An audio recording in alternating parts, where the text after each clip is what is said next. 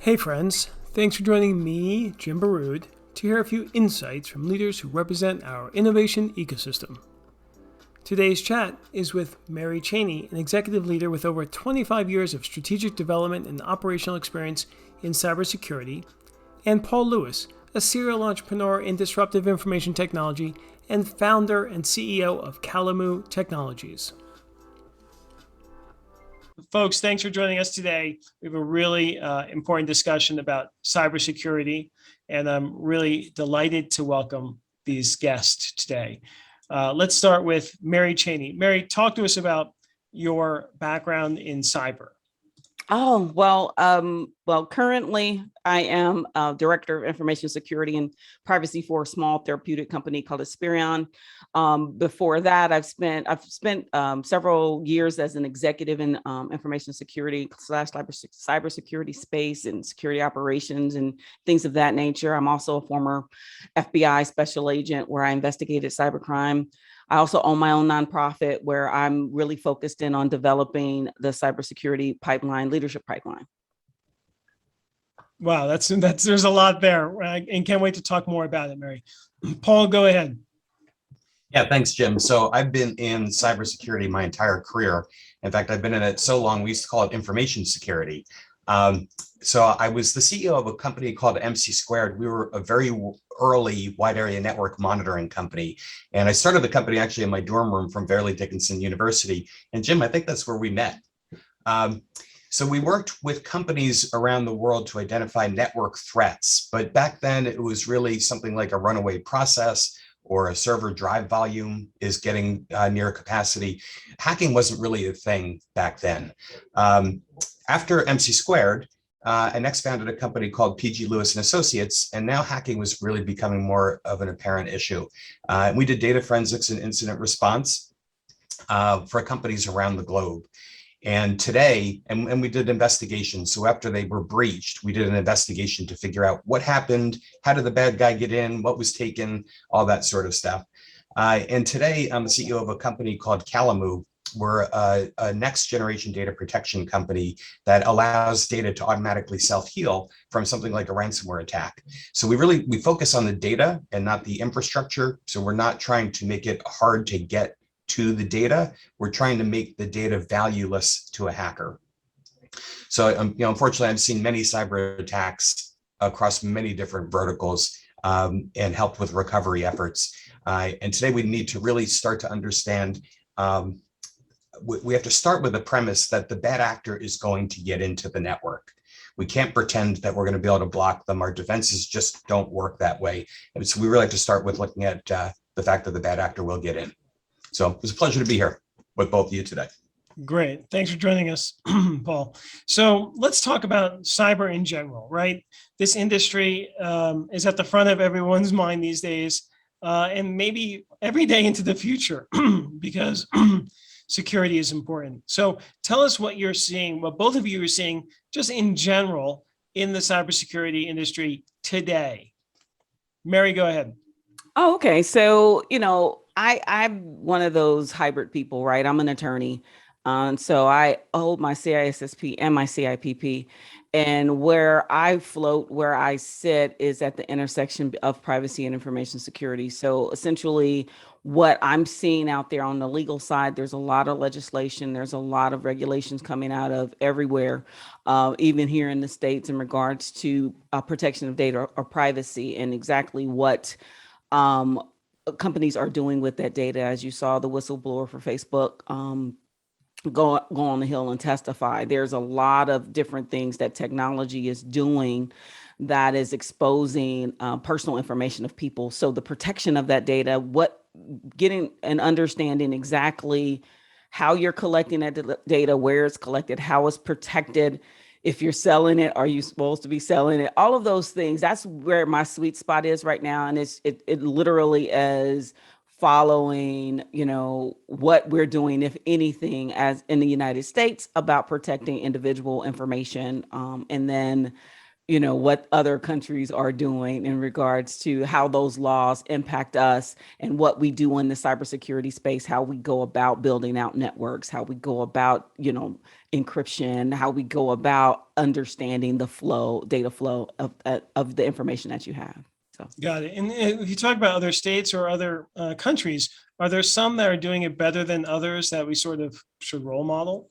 I think it's different. I think the United States itself is we have companies that are founded on selling information. I mean, all the social media companies were founded on selling your data. So to be able to try to put that genie back in the bottle is going to be difficult at best, because it's the advertisers that are paying to target you as an individual. So there are other countries that give people more control, but you have a situation in the US where people are used to their individualized echo chamber when they actually get on these platforms, right? And, if you give them the option to, stay in their own echo chamber and their own individualized experience, or go through the process of trying to lock this down or to prevent data sharing, they're going to choose the individualized experience mostly, I would think. And so it's going to be very, very difficult. I think the EU, of course, with GDPR, and then the UK GDPR because of Brexit, and then you have California. It's the thought that you're adding a level of transparency that does not exist currently in the space to inform consumers of what's going on. Got it. Yeah, Paul? I just want to comment on that, because I agree, right? So we've got what the world has to be aware of is we've got these regulations that are being written that sometimes conflict, right? So what's legal to do, it could be, you could have a server with PII, personally identifiable information on it. And if you put that server on a train and push it through a mountain range to a border on the other side, it could be illegal what you've got now on that server. So, and this is really a problem that is coming of age right now. All the way back, Mary, you'll appreciate this, but all the way back in 2006, I actually testified in front of the Advisory Committee on the Federal Rules of Civil Procedure in the US in Washington, DC. And they were introducing new language of ESI, electronically stored information, and that it should be governed in a jurisdiction in which it's at rest. And I really had a fundamental problem with that, right? So here, at the time, I'm helping companies that are being hacked into, and their data is being exposed. And now we have this ruling in the US that the data is going to be governed by the jurisdiction in which it's at rest. And I argued that we should look at the jurisdiction where the data is used, not where the data is at rest. And I was very unpopular in the room. I was the only person that was trying to I was the only non-lawyer in the room too. And so nobody, they didn't really listen to me. But if you look at where we are now in 2021 and with the cloud, we have this big bad problem, because we're putting our data into the hands of a third party and not really understanding exactly where the data is at rest. And we have conflicting regulations on what's legal to possess in one country might be not legal to possess in another country. And the whole thing is just a big mess.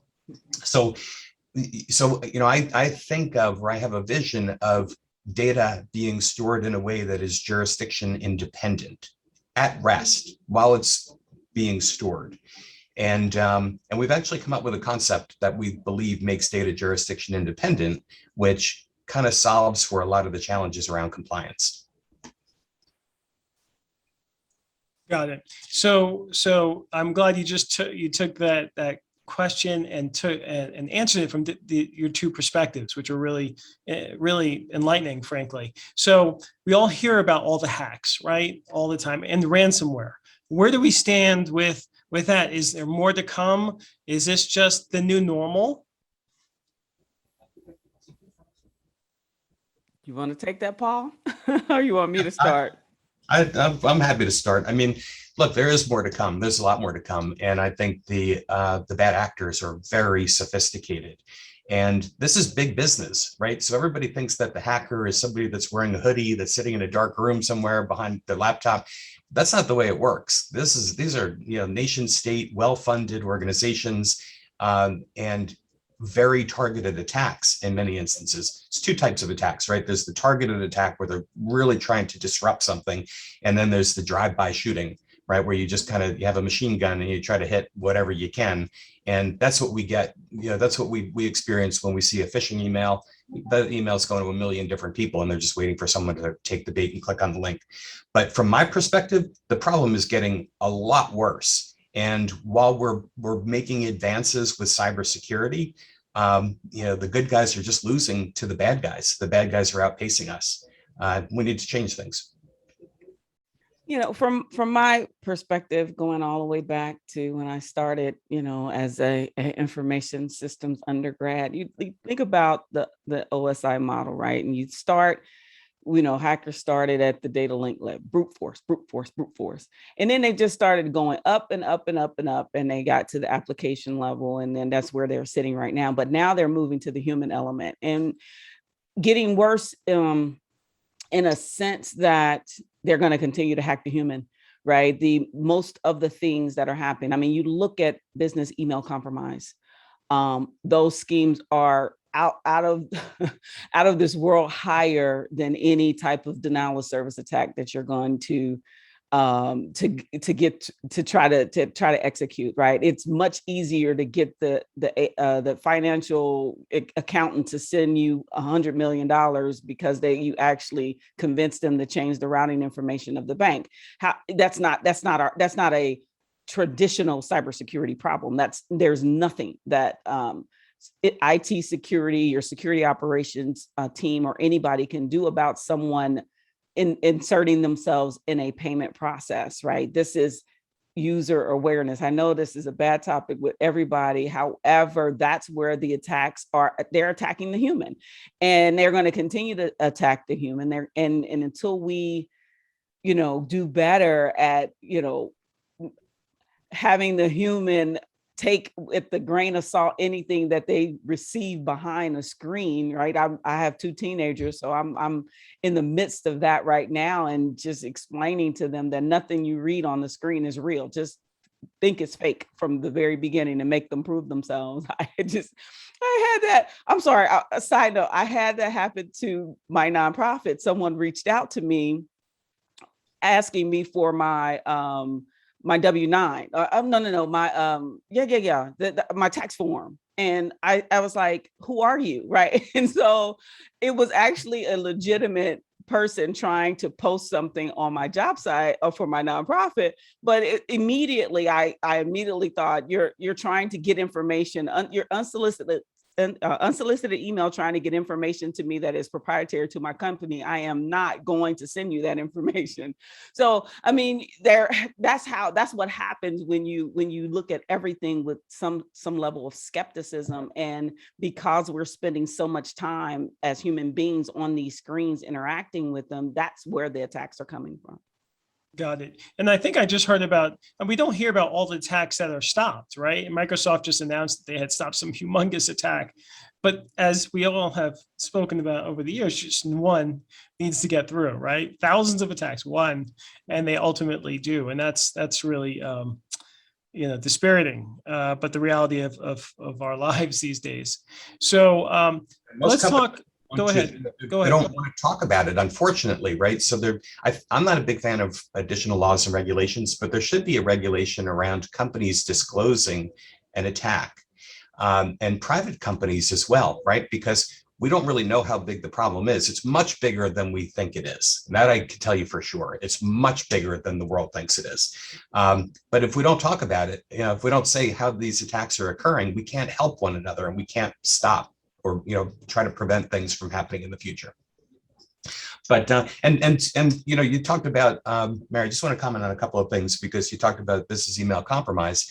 So it is so easy for this to occur, right? And people have no idea. It's so important to, if a window pops up that says you got kicked out of your email, to log back into your email. You didn't get kicked out of your email. Don't log back into your email. That is a bad guy that put that on your screen to get your email account, your address, and your password. They then log in to your email as you. and they have full access as if they're you. And this happened to a real estate attorney not long ago in a matter that I was involved with. The real estate attorney was the victim of business email compromise. The bad guy took over his account. The attorney had a client that was closing on a very expensive home, and the attorney sent to the client, "Don't forget to meet me tomorrow at 10 a.m. for the closing, and don't forget to bring a certified check for $640,000. That was a legitimate email. The hacker intercepted that email. He's logged in, right? So he put a delay. So when you click send, it actually goes to the outbox, but he put a rule so it sat in the outbox and didn't get delivered. He edited the email and he wrote, "Meet me at 10 a.m. for the closing, and don't forget to wire $640,000 by close of business today to this bank account and routing number." And now the client showed up at 10 a.m. in the morning, and the attorney said, "Hey, I just want to make sure you brought the certified check." And he said, "Certified check? You told me to wire the money." And you know where that money is? Gone. That money's gone, and that money's not coming back. So it's very easy for the bad guys to kind of do these attacks. And we traced it back to the initial breach for the attorney. Was he received a newsletter on his email, and he clicked on unsubscribe on the newsletter because he didn't want it, and it looked like a legit newsletter, and that was the phishing email, and the unsubscribed link was the bait, and he clicked on it, and that's what started this whole process. So the bad guys, they're very, very deceiving. It's really hard to outsmart the bad guys. Wow, that is scary. Very scary. And there's millions of those stories, unfortunately, right? So many, right? It's so many. But you don't read about them, you don't hear about them because nobody wants to look bad, or they're embarrassed, or, there should be a necessity to report these things. Right. Well, give us something on ransomware. Is that still obviously a big concern, and paying with Bitcoin and things like that? Is there any updates on that sort of strategy by the bad guys? It just continues to become a problem. And now we have double extortion and triple extortion ransomware. And the way that works is not only do you get the ransomware and all your files get encrypted, but they steal your data before they encrypt your files. So they will, if you don't pay to get your data decrypted through Bitcoin, they will then come back to you and say, "Okay, well, if you just because you're restored, you're not out of the woods here, right? We have your data, and here's a sample of your data, and we're going to publish this data on the internet if you don't pay us." So, and then on triple extortion, they take the data and they actually use intelligence that they get from the data that they've stolen it could be a client list, a customer list, to attack the clients and the customers with knowledge. So now they have some intelligence. So it's really, really crazy. It's really complex, and it's just getting worse. Now you scared me. I haven't heard of triple extortion before. Paul, Mary, what are you seeing? Well, again, I am, in my current role, I've been out of the SOC for a while, right? I am, overall as the executive looking at, like I said, the intersection of InfoSec and privacy. I never really, when I ran the SOC, we didn't have ransomware issues. We had ransomware, but we had backups, right? You essentially have to understand, if you think about the double, triple extortion that Paul was just talking about, the hackers got into the data because the data was identifiable, and they were able to not only break your network but steal your data, and your SOC didn't see any of it. And so, and even if you now at this particular point, if you restore, they still have your data, and that becomes a reportable issue. That and all of these the maturity or the maturation of these, it's foreseeable, right? I mean, ransomware started with pictures, it started with JPEGs, and then now it's gone to this enterprise level, enterprise, right? Criminal enterprise. So it's just, but still, what's the answer, right? When you back out of it, how do you battle it? Right. And that's going back to Paul, and I'm going to throw this softball to you, Paul's company, devaluing the data. So when they do get it, you're not concerned about it.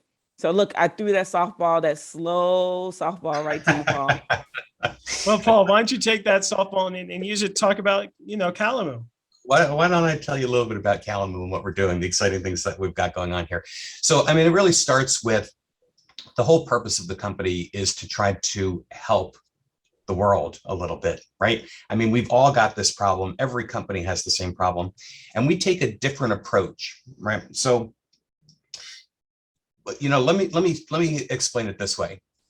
For my entire career, I've been watching how companies try to safeguard their data by looking at the data as though it's a physical object. And I think that's just fundamentally incorrect, right? So if we think of our data as being the crown jewels, how do you protect the crown jewels? You put them in a box, you lock the box, you put it in a stone room with a metal door, you lock the door, you build a wall and a fortress around it, you put guards and knights along the wall, you put a moat around it. And this is the way we built out cybersecurity over the last few decades, is we're thinking of the data as being a physical object that we could layer on more and more security. And the flaw with that is the attacks happen electronically on the internet at the speed of light, right? So when we build the moat and the guards and the walls and the drawbridge, that's all designed to slow the attacker so you can eliminate the attacker. But when the attack comes at the speed of light, it doesn't matter how much defense you have in place. So with that setup at Kalamoo, what we're doing is we've come up with a process to protect the data. And we do that by fragmenting the data and encrypting the fragments and just making them resilient and distributing them around in a combination of physical security and cybersecurity. So we eliminate a single attack vector. So we don't have one room that has the data. You need to break into multiple rooms and then have the intelligence to know how to put those things back together. But it's protecting the data, not a physical object, right? So it's very, very different. And we have a vision that we think that, I don't want to say this, but we think that we can eliminate a lot of the concerns around security, almost to the point where we can actually put the data in the public domain and have it still be safe. And that's what we're building at Kalamoo. That's exciting. Mary. That's exciting. Mary, do you have any questions about Kalamoo for Paul? No, I mean, I think that it's building upon a premise that I've come across before in regards to fragmentation and keep, essentially playing keep away with the data. So I'm aware. I don't have any questions. I understand. Got it. And Paul, give us an update on the company.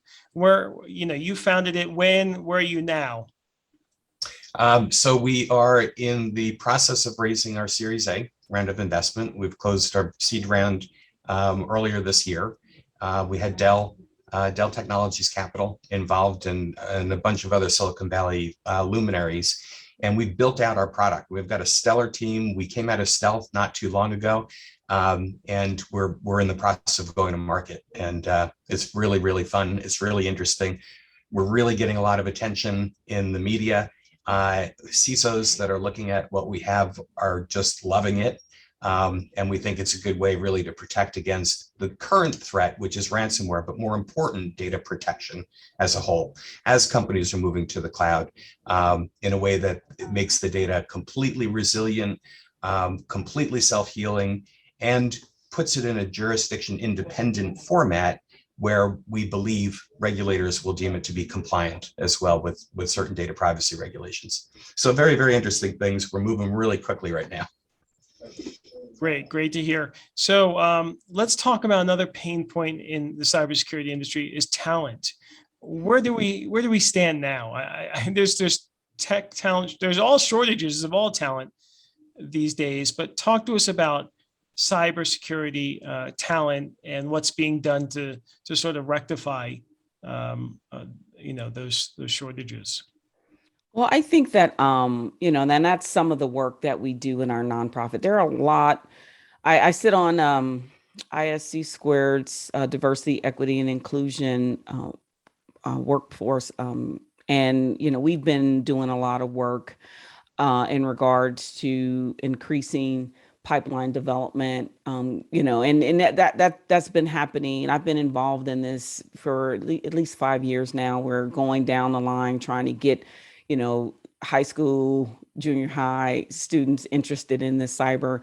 I think that the problem with cybersecurity, IT, these STEM related fields has a lot more to do with they need an upgrade in how they value talent. Right. And, I tell people all the time, you can't always go out to the market and buy talent. Sometimes you have to build the team, and you have to invest in them. You have to give them some protein and get bulk those muscles up, those cybersecurity muscles up. You could tell it's football season. So for me, and I look at what's going on in the space and everyone's screaming about the lack of talent. My questions are always, what are you doing to develop talent? And that's where I sit in my nonprofit in trying to develop leadership. So, I'm not really playing in the bringing individuals in space more so than once they get in, how do we make them stronger? How do we build those muscles? How do we build that acumen? How do we build them into next gen cybersecurity leaders? So I think we still have that challenge. We have a marketing issue. The hoodie is still an issue. And I think I have a t-shirt with my nonprofit that has the hoodie on it. So I'm not doing anything to break that stereotype down myself. I'm gonna do it this time though. But at any event, we can get them all in, but what are we doing to train them up is where we're playing right now. And what is the nonprofit called for those folks who want to support it? Oh, I'm sorry. Minorities in Cybersecurity. I apologize. I'm okay. Chairwoman, CEO, and president, and I didn't even say the name. No, it's affectionately called Mike. We can be found out there on the socials. Actually, we have our YouTube channel, so you can go out there and find us, and all of our little videos that we do each month on our community calls can be found out there, and you can see some of the things we're doing. We'll be launching leadership development program early next year in regard, you have to have 5 years in the space, you have to have some chops in the space, but you have this problem of talent, minority and women talent in the management roles. So we're trying to address that. Great. Well, I love what you're doing with that too, Mary, because there's an extreme shortage of talent. I wouldn't say there's an extreme shortage. It's just the demand is much greater than the supply. And there's a lot of folks that are getting trained up, and your organization's doing a wonderful job in getting people trained up. But it's still difficult to attract good talent, right? So at Kalamoo, we've got a really exciting product. We're at a really exciting stage of our company, so we have a leg up with that. But I'll tell you, my son's roommate in college interned at Facebook his junior year. And at the end of the internship, they offered him a full-time position upon graduation. So he still had a year of college left, and they offered him a full-time position.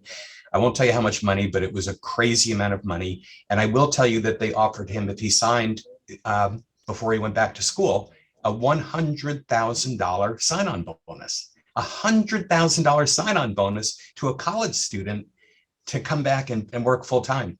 After finishing college. And that's not unseen. I mean, this is what's happening. So all the large companies are paying these kinds of sign-on bonuses that it makes small companies and people that really need the help, quite honestly, it's difficult to find great talent.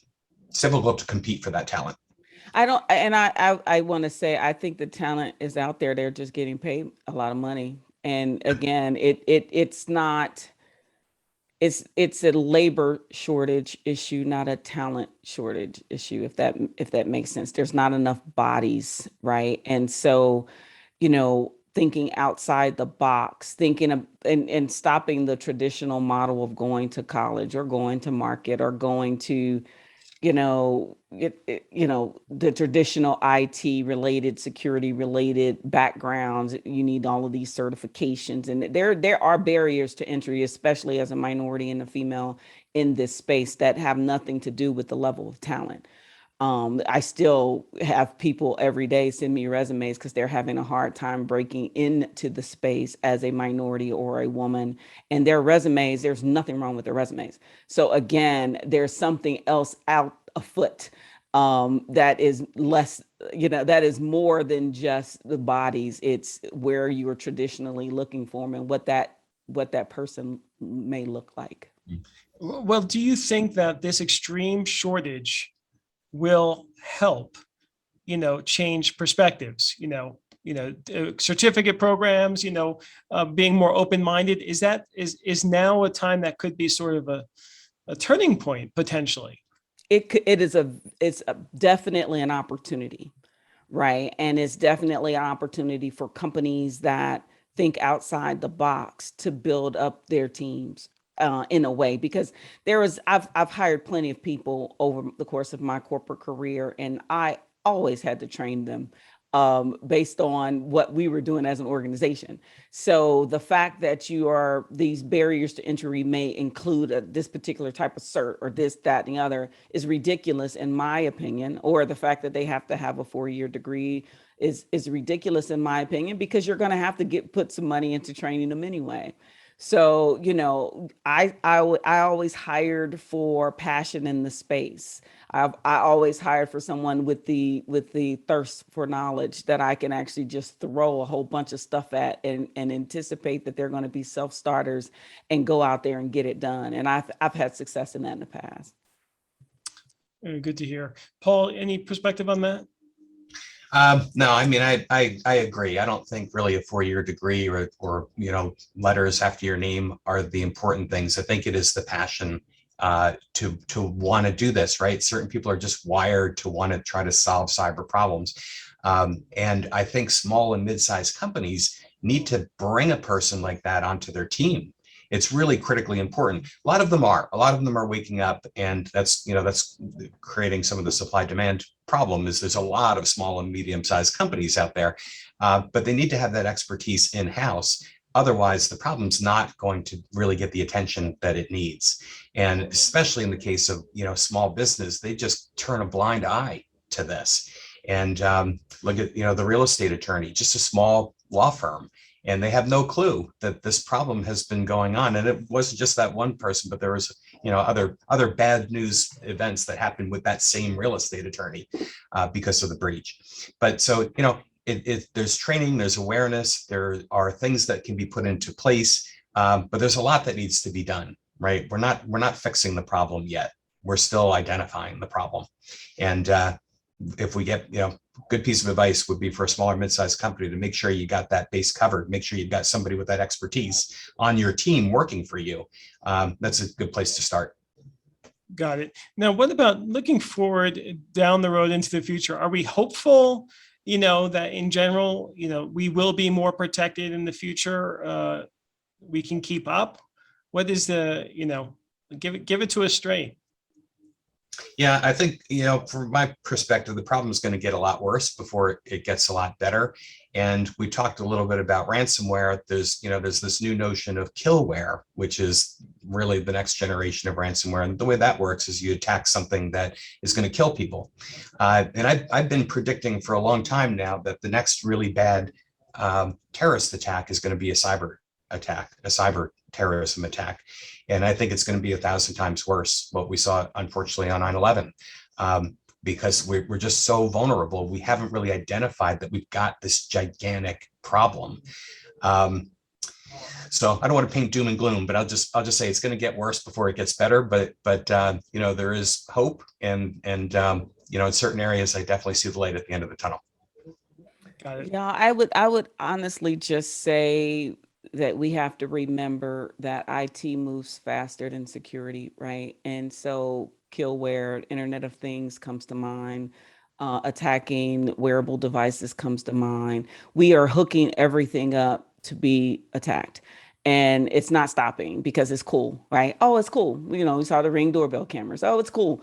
We see all of these things as technology that people that are not aware of the dangers are saying, oh, it's cool. And IT just does it. Facebook exists today because, Mark Zuckerberg couldn't talk to a girl. So he created something so he can talk to a girl, and look at it now.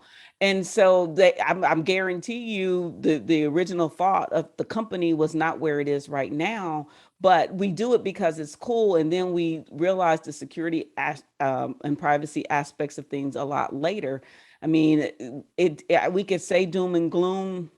I just think it's being practical. As long as we continue to turn out these new technologies and these new features and these new functionalities, security is always going to lag behind that, because there has to be some sort of incident, unfortunately, for someone to pay attention to the problem that actually existed when they actually designed and created, whether it be an app, whether it be a device, whatever that is. So it's unfortunately, we're always playing catch up, and it's only going to continue unless everybody just stop innovating, and that's not going to happen. Yeah, that's not going to happen. And you're right. People they want the convenience, right? They want to be able to open their garage door when they're 1,000 miles away. They want to be able to see, what's going on their front porch. So that is definitely fueling the problem, right? But we have to look at the thing holistically and figure out what kind of framework is going to make sense, and then stick to that. But you're right, technology advances and innovation are going to continue. It's just moving at just a crazy rate right now. And security is unfortunately not top of mind. Got it. So on that note, why don't you share just one thing that all people, all companies should do to help protect ourselves? Mary? I mean, it really all depends on where you are. And it's an individual decision. For me, the decision that I make as a parent would be different as a professional when it comes to information and helping my children or helping myself in protection of information. I think that understanding that data and where that data resides and who you're sharing that data with. And, I had a situation that happened here in my home that the school ended up picking up something that was on my private network. And so me going to the school, as you could only imagine, my conversation with the CTO for my school district. But all that to be said, understanding, what is being shared and what you're doing is important. And if you don't understand it, find a friend, phone a friend, right? Got it. Thanks, Mary. Paul? Yeah, so, a couple of things, really. So the easiest thing that companies can do is enable two-factor authentication. And we should turn on two-factor authentication on every bank account, every account that we have as individuals, and companies should put it on for their email and network access. It's an easy switch. It's an easy thing to do. The other thing that I would recommend is when we look at how we're using usernames and passwords, right? And we all know we have to change our passwords. We all know we need to have unique passwords, but none of us do, right? We all are humans, and we have the same 4 or 5 passwords that we use for everything. But what I would recommend is create an email address that you only use for banking. Create an email address that you only use for online shopping. So why would you use your email address that you communicate on? You're giving half of your credentials to the world, right? So if you use your Gmail address for your bank, everybody already knows your Gmail address. So create one that you use only for banking. And then you don't even have to check that email, but if you look in the inbox, the only thing that you should see in there is an email from your bank. If you see any other email, it's a bad guy, right? It's that simple. So yeah, usernames and passwords, two-factor authentication, and create more email addresses specific for different verticals that you have in your life. Great advice. My mother's not going to like that advice. She has trouble. No one is. No one is. This has been a great conversation. Let's end with some quotes or sayings from you folks. Go ahead, Paul. All right. Well, one that I really like is what happens in Vegas stays on Facebook. So always remember that what you put on Facebook, Instagram, social media, it's there forever. You can't really delete it. You think you could delete it, but if someone's copied it or shared it, you've lost control of it. Yeah, that's great. And for me, Jim, like I said, I'm in the space right now that I'm really focused on creation of next gen cybersecurity leaders. So I often quote Tom Peters, and I often say true leaders don't create followers or likes or whatever you want to call them. They create more leaders. And so that's what I'm focused in on, and developing talent in this space so we can, get more diverse talent that are in leadership positions and leadership roles that will bring more diverse talent into the space. Wonderful. Thank you so much. Thanks both of you for your leadership, and hope to see you soon. And I hope not to be calling you about any security breaches. Thanks for joining us. I hope you enjoyed the show. Please like it, leave a review, and subscribe. See you soon.